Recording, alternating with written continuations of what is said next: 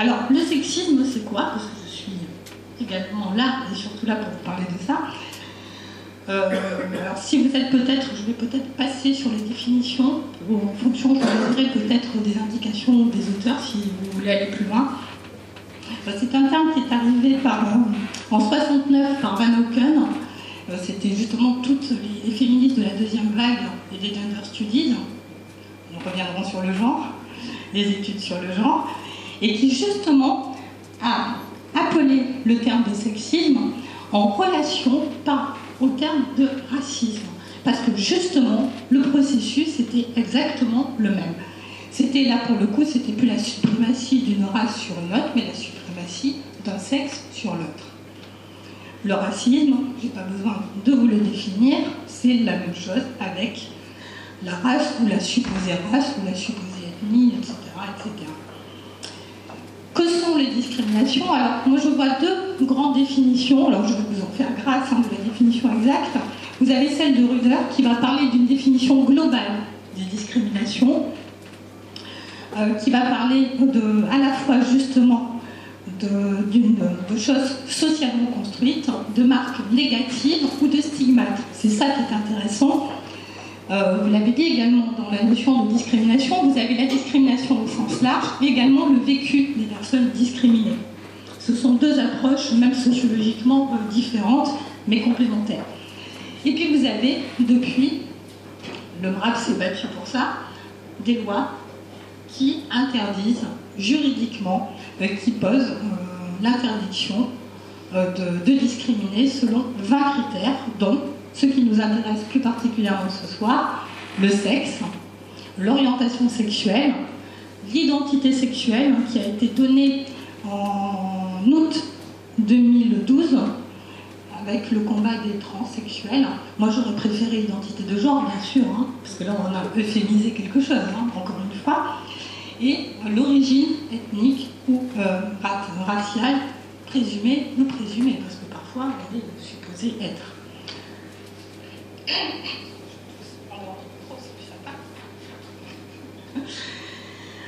Donc, le problème, c'est que, et on l'a dit tout à l'heure, c'est que tous les actes et agissements ne peuvent pas forcément être... La discrimination, c'est comme la violence à l'école, qui est quand même l'un de mes champs au ministère.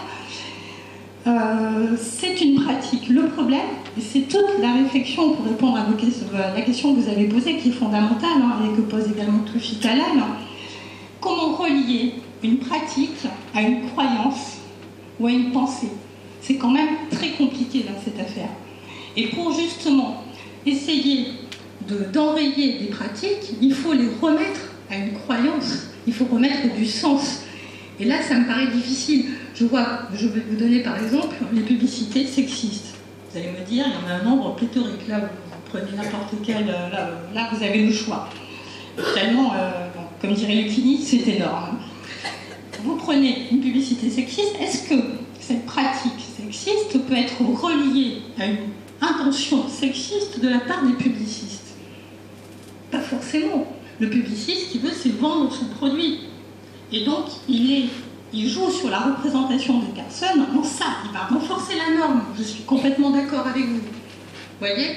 Renforcer également, j'en viens sur le sujet, sur l'hétéronormativité, en vous montrant que des couples et mariés, parce que c'est bien connu, le divorce n'est pas un fait social.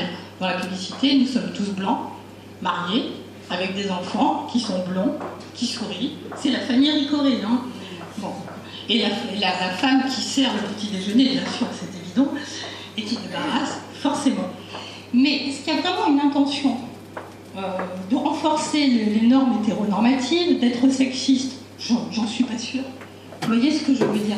Et ça va être là toute la difficulté de répondre aux questions du débat de ce soir.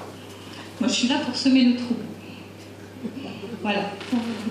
Je partage, donc j'en ai marre de bosser un peu tout seul, également avec le CIDFF. Merci. J'aime bien partager mes angoisses et mes doutes. Alors, pour revenir sur l'école, eh bien, l'école, elle est, je vais reprendre Bourdieu, qui dit que l'école est indifférente aux différences. Et en étant indifférente aux différences, on reproduit des inégalités systématiquement. Alors, avant d'entamer mon propos sur l'école, il me semble intéressant et très important de dire d'abord qu'individuellement, il n'est pas question de jeter la pierre sur les enseignants et les enseignantes qui ne sont que le produit d'une société donnée. On ne peut pas demander à des individus d'être en dehors de la société dans laquelle ils sont. Donc, enfin, ça me paraît important de dire ça au départ.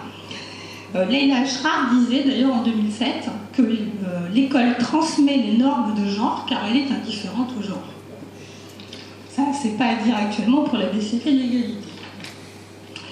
Alors, pour donner les chiffres de l'école sur ces questions-là, je vais vous donner deux lectures différentes. La première, c'est celle des chiffres internes de l'éducation nationale, de l'ADEP, et également les chiffres par auto-victimation, c'est-à-dire les enquêtes de victimation qu'on a fait avec l'Observatoire international de la violence à l'école, dirigé par Éric de Barbieux. Pardon, je ne l'ai même pas présenté.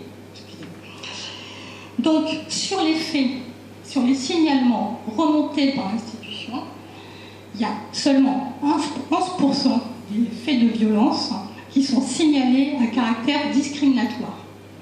Bon, on est bien d'accord, on est largement en dessous des proportions et de la réalité. Quand on zoome sur petit focal, comme dirait Goffman, et qu'on regarde justement ce qui nous intéresse ce soir, 6% sur ces 11%, donc la moitié, de ces faits sont à caractère sexiste, 4% à caractère raciste et seulement moins de 1% à caractère homophobe. Il suffit de rentrer dans une cour de récréation pour entendre pédé, enculé, butch en fonction des... Butch, c'est actuellement le voodoo, etc. Pour voir qu'en effet, l'homophobie est omniprésente, mais comme dans la société, il n'y a pas de raison. La courbe, on veut sanctuariser l'école n'est pas un sanctuaire. Ce n'est que le produit d'une société donnée.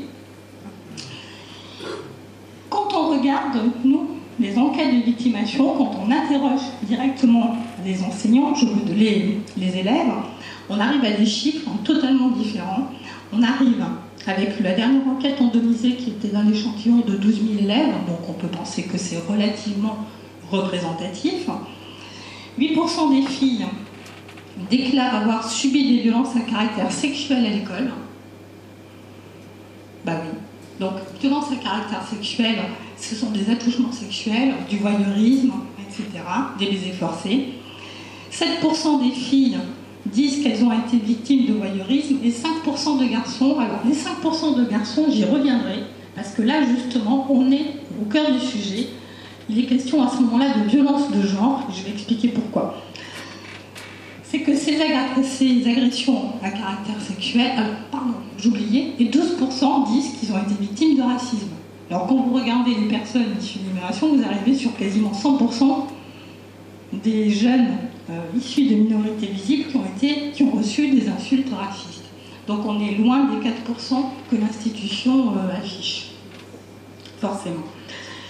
Donc pour les violences de genre, parce que quand on a justement sur les violences sexuelles, ça touche majoritairement, alors sur les agressions à l'école, la violence à l'école, ce sont les garçons qui sont les plus victimes, jusque-là, comme dans la société civile, mais ce sont aussi les garçons qui sont les plus agresseurs, sauf pour les violences sexuelles, où là, il est évidemment beaucoup plus question de filles agressées.